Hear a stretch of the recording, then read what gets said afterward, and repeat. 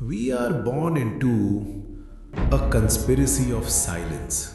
The most profound truth of our existence is, meticulously withheld from us. Not by malice, but by a collective comforting lie. We are taught to prepare for a life that never arrives. I have lived for 7 decades and 3 years. I stand before you now not as a sage, but as a witness to my own protracted surrender.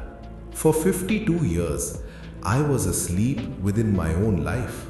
I possessed the prescribed artifacts, the title, the estate, the hollow respect that echoes in boardrooms.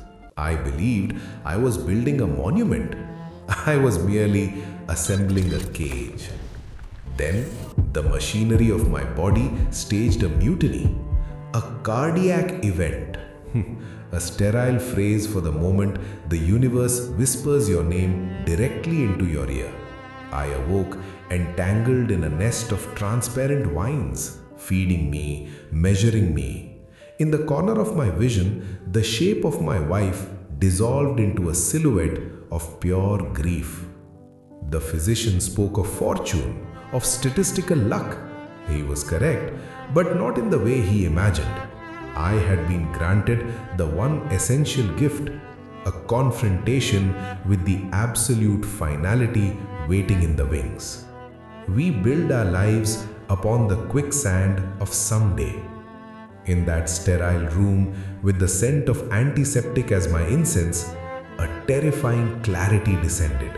My existence had been a performance for an audience of ghosts, a curated collection of achievements that would, upon my departure, evaporate like breath on a mirror. The greatest lie we tell ourselves is not complex. It's a simple, venomous mantra. I have time. You believe happiness resides in the next plateau, a promotion, a financial milestone, a future state of less friction. You reach that imagined shore only to see another, more distant one materialize in the mist. The horizon is a mirage. You are not climbing a mountain, you are a prisoner on a treadmill, convinced the scenery is changing. I dedicated 30 years to ascending a ladder.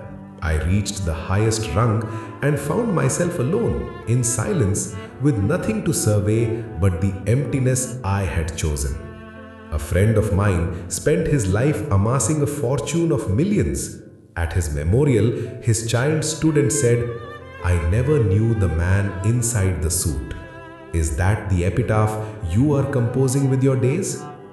Regret is not the spectre of our failures, but the haunting echo of our silences.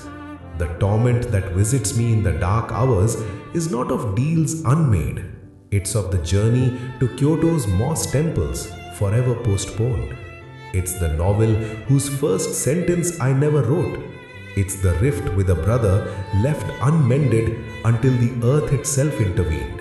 It's the childhood recitals I missed, choosing instead the cold liturgy of spreadsheets.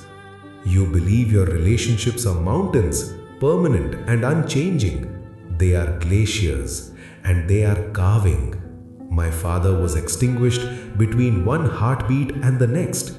We had erected a labyrinth of unsaid words between us, and I, the fool, believed we had seasons left to navigate it. There are no more Sundays. There is only the endless echo of the one you did not use to call.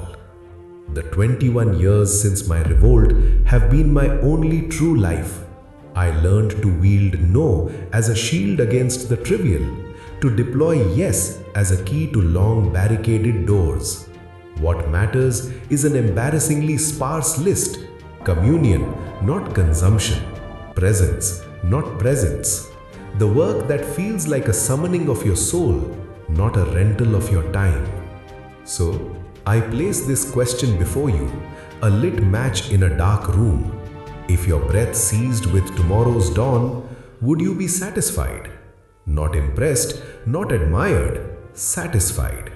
If the answer is a vacuum, then what precisely are you bartering your one irreplaceable life to obtain?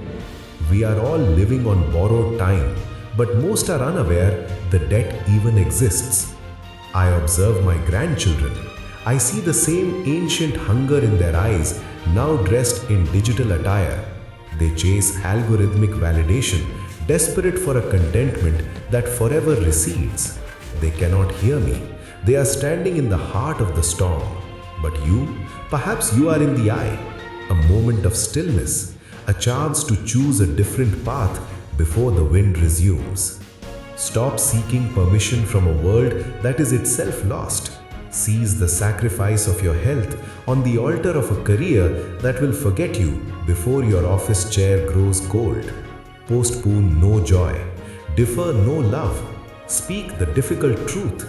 Board the plane. Write the first line. The perfect time is a fairy tale. Life is and will always be a beautiful catastrophe. Do not wait for the calm. Learn to dance within the tempest.